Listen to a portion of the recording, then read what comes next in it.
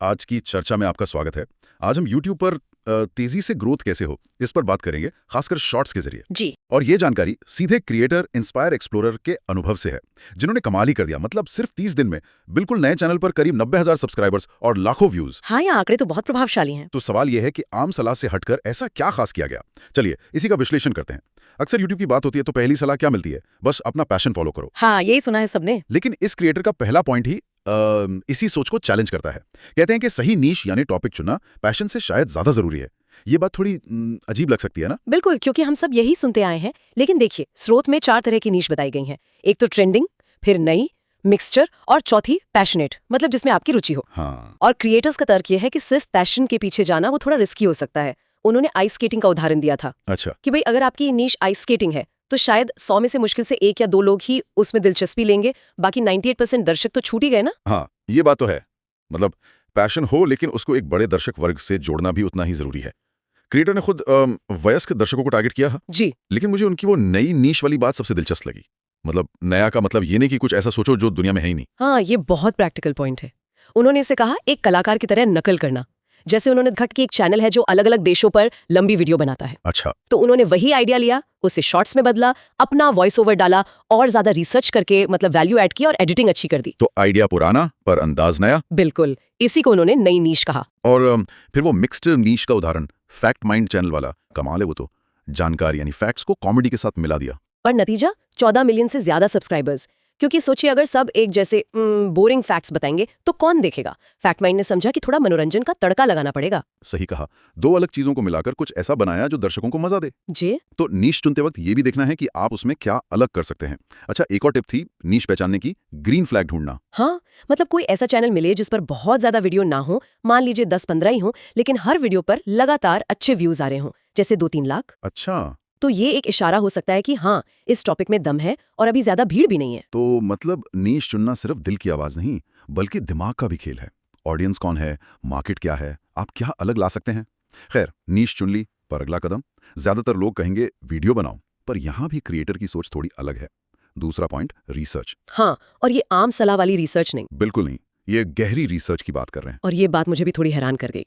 Creator ने channel शुरू करने से पहले लगभग 6 महीने रिसर्च की। आजकल तो सब कहते हैं बस शुरू कर दो, सीखते जाओगे। सही कहा। आम सलाह क्या है? ट्रेंडिंग टॉपिक पकड़ो, हैशटैग लगाओ, डिस्क्रिप्शन भरो, है ना? जी। लेकिन क्रिएटर का अनुभव कहता है कि शॉर्ट्स के लिए ये सब शायद उतना काम नहीं करता जितना लोग सोचते हैं। टैग्स, डिस्क्रिप्शन की वैल्यू शायद कम है। और वो 6 महीने की रिसर्च क्यों?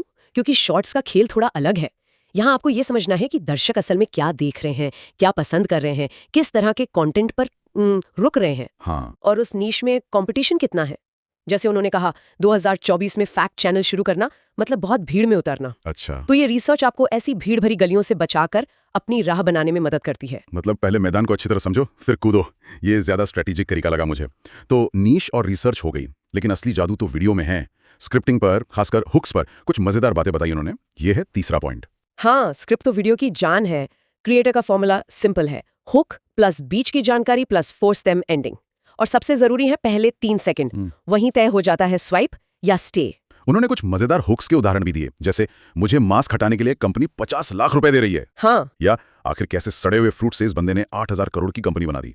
या फिर what makes Indian women face so attractive.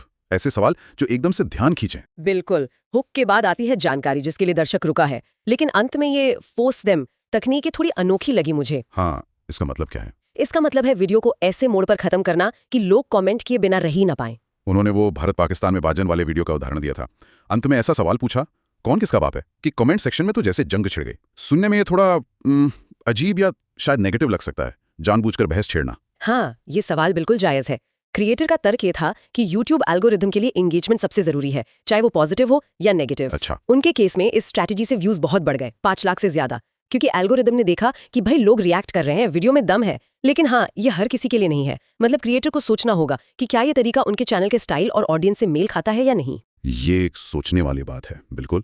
वैसे क्रिएटर ने कहा है कि उन्होंने 50 से ज्यादा हुक्स की एक लिस्ट बनाई है जो शायद उनके डिस्कॉर्ड या टेलीग्राम पर मिल सकती है। जी। अब स्क्रिप्टिंग के बाद एक छोटी पर काम की बात, वॉइस ओवर। ये है चौथा पॉइंट। हाँ, ये उनके लिए खास है जो अपनी आवाज को लेकर थोड़े कॉन्फिडेंट नहीं है।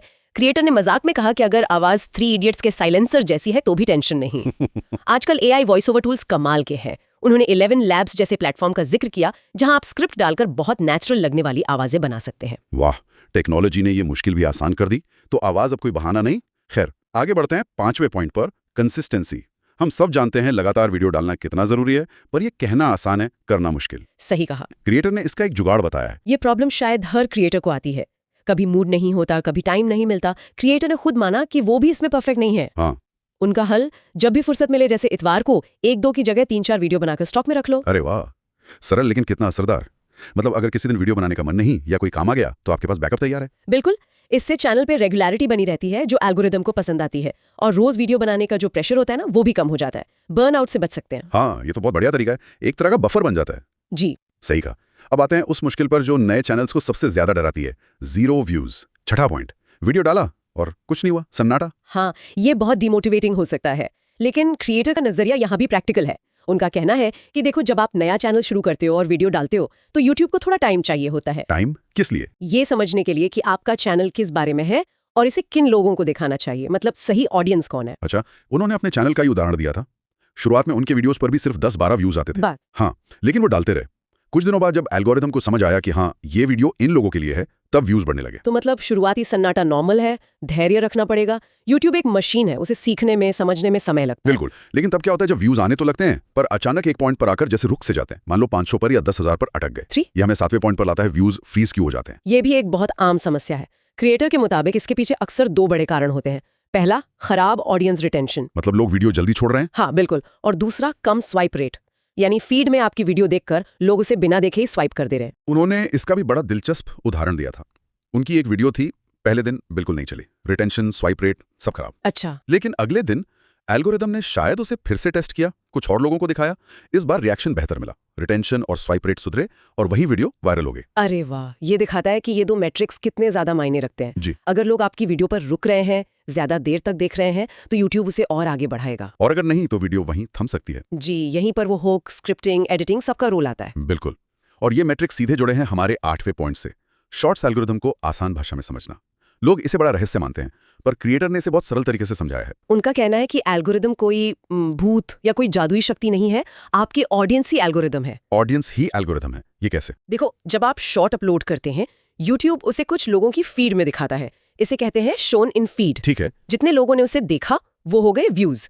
यहाँ तक तो सीधा है। असली खेल इसके बाद शुरू होता है। अच्छा। हाँ, अब एल्गोरिदम 2 चीजें देखता है। पहला, स्वाइप रेट, कितने प्रतिशत लोगों ने देखकर स्वाइप नहीं किया, ये जितना ज्यादा हो उतना अच्छा। और दूसरा, ऑडियंस रिटेंशन, औसतन कितनी देर वीडियो देखा गया, ये भी जितना ज्यादा हो उतना बेहतर। अगर ये दोनों आंकड़े अच्छे हैं तो एल्गोरिदम को सिग्नल मिलता है कि वीडियो पसंद आ रही है और वो इसे और ज्यादा लोगों को दिखाता है। क्रिएटर तो यहाँ तक कहते हैं कि शॉर्ट्स के वायरल होने में हैशटैग या कीवर्ड का रोल बहुत ही कम है। असली ड्राइवर ये 2 मैट्रिक्स ही हैं। हाँ, मतलब दर्शकों का रिएक्शन ही तय करता है कि वीडियो चलेगी या नहीं। तो फोकस कंटेंट को एंगेजिंग बनाने पर होना चाहिए, न कि सिर्फ कीवर्ड भरने पर। बिल्कुल। ये बात दिमाग में रखनी चाहिए। अब 9वां पॉइंट, जो शायद कई उम्मीदें तोड़ सकता है, शॉर्ट्स वायरल होने की सच्चाई। वो जो रातों रात सफलता वाली कहानियां सुनते हैं, उनका क्या? क्रिएटर का साफ कहना है, ये ज्यादातर एक मिथक है। लोग भले ही दावा करें कि 1 दिन में मिलियन व्यूज, 7 दिन में चैनल मोनेटाइज, लेकिन हकीकत अक्सर ऐसी नहीं होती। उन्होंने अपना ही एक चौंकाने वाला अनुभव बताया। उनकी एक वीडियो है जिस पर 2.4 मिलियन यानी 24 लाख व्यूज हैं। वाह। अंदाजा लगाइए उसे वहां तक पहुंचने में कितना समय लगा होगा। शायद 1 हफ्ता या 1 महीना। 200 दिन से ज्यादा। क्या? अरे बाप रे, 200 दिन से ज्यादा? ये तो वाकई सब्र का इम्तिहान है ना? ये बात सुनकर शायद कई लोगों को तसल्ली भी मिले जो जल्दी नतीजे न मिलने से निराश हो जाते हैं। बिल्कुल। इसका मतलब है कि आपको लगातार अच्छा कंटेंट बनाना है और धैर्य रखना है। हर शॉट तुरंत वायरल नहीं होगा। कौन सा वीडियो कब एल्गोरिदम की नजर में आएगा और चलेगा, इसमें वक्त लग सकता है। तो कंसिस्टेंसी और पेशेंस, ये 2 मंत्र यहाँ भी काम आते हैं। जी हाँ। और अब आते हैं आखिरी 10वें पॉइंट पर, वीडियो की लंबाई और एडिटिंग की रणनीति। शॉर्ट्स मतलब छोटे वीडियो, यही धारणा है ना, 15-20 सेकंड। हाँ, आमतौर पर यही सोचा जाता है, लेकिन क्रिएटर का अनुभव इसके उलट है। वो बल्कि लंबे शॉर्ट्स बनाने की सलाह देते हैं, 45 सेकंड से ज्यादा के। 45 सेकंड से ज्यादा? उनके ज्यादातर वायरल शॉट्स तो 50 सेकंड से ऊपर के थे। हाँ, और तर्क ये है कि अगर आप लंबा शॉट बनाते हैं और लोग उसे ज्यादा देर तक देखते हैं, मतलब अच्छा ऑडियंस रिटेंशन मिलता है, तो यूट्यूब उसे और ज्यादा वैल्यू देता है क्योंकि वॉच टाइम बढ़ता है। ये सुनने में थोड़ा अजीब है पर लॉजिकल लगता है, अगर ऑडियंस रिटेंशन ही सब कुछ है। सही कहा। और एडिटिंग के लिए भी उन्होंने खास तरीका बताया, रूल ऑफ थर्ड्स, लेकिन शॉर्ट्स के हिसाब से। हाँ, इसे ऑडियो में समझाना थोड़ा मुश्किल है पर कोशिश करते हैं। सोचिए फोन की स्क्रीन है, उसे ऊपर से नीचे 3 बराबर हिस्सों में बांट लें। देते हैं तो वहां कोई जरूरी चीज ना रखें। अच्छा, असली फोकस होना चाहिए बीच वाले हिस्से पर, आपका मेन कैरेक्टर या प्रोडक्ट या जो भी आप दिखा रहे हैं। और कैप्शन कैप्शन कहाँ लगाएं? कैप्शन के लिए बीच वाले हिस्से के ठीक ऊपर की जगह अच्छी रहती है, ताकि वो आसानी से पढ़ा जा सके, आंखों के लेवल के पास। ठीक है। और सबसे जरूरी बात, अगर वीडियो में कोई चेहरा है तो कोशिश करें कि वो स्क्रीन के ऊपरी मध्य भाग में हो, ताकि ऐसा लगे कि वो सीधा दर्शक की आंखों में देख रहा है। आई कॉन्टैक्ट जैसा। हाँ बिल्कुल, इससे कनेक्शन बनता है। फैक्ट माइंड चैनल के वीडियोस में ये साफ दिखता है। ये छोटी छोटी बातें हैं, लेकिन मिलकर बड़ा फर्क ला सकती हैं। तो ये थे वो 10 नुक्ते इंस्पायर एक्सप्लोरर के अनुभव से निकले। अगर सार निकालें तो क्या कहेंगे? सार यही है कि YouTube शॉर्ट्स पर सफलता कोई तुक्केबाजी नहीं है। इसके पीछे एक गहरी सोच, एक रणनीति है। नीश चुनते वक्त सिर्फ पैशन नहीं, मार्केट और ऑडियंस को समझना। हाँ। चैनल शुरू करने से पहले होमवर्क यानी रिसर्च करना, स्क्रिप्ट पर मेहनत करना, खासकर हुक और एंडिंग पर, जो लोगों को रिएक्ट करने पर मजबूर करें। और फिर नंबर्स को समझना, ऑडियंस रिटेंशन और स्वाइप रेट पर नजर रखना। ये याद रखना कि एल्गोरिदम असल में आपके दर्शक ही हैं। बिल्कुल। और सब्र रखना, क्योंकि सफलता में समय लग सकता है। और हाँ, टेक्निकल चीजों पर भी ध्यान देना, जैसे वीडियो की सही लंबाई और सोच समझकर की गई एडिटिंग। ये सिर्फ टिप्स का कलेक्शन नहीं, बल्कि एक पूरा फ्रेमवर्क है जिससे आजमाया गया है और जिससे नतीजे मिले हैं। ये दिखाता है कि सिर्फ वीडियो अपलोड करते जाना काफी नहीं है, आपको स्मार्ट तरीके से काम करना होगा। सही कहा। और जाते जाते एक सवाल हम अपने सुनने वालों के लिए छोड़ जाते हैं। क्रिएटर ने बताया कि कैसे उन्होंने मौजूदा कंटेंट को लेकर उसमें वैल्यू ऐड करके एक नई नीश बनाई, लेकिन कंपटीशन से बचने के लिए अपना चैनल रिवील नहीं किया। जी। इस रणनीति को ध्यान में रखते हुए आप अपने इंटरेस्ट के एरिया में मौजूदा कंटेंट का ऐसा कौन सा अनूठा मिक्सचर या रीमिक्स बना सकते हैं जो आपको भीड़ से अलग पहचान दिलाए। इस पर जरूर सोचिएगा।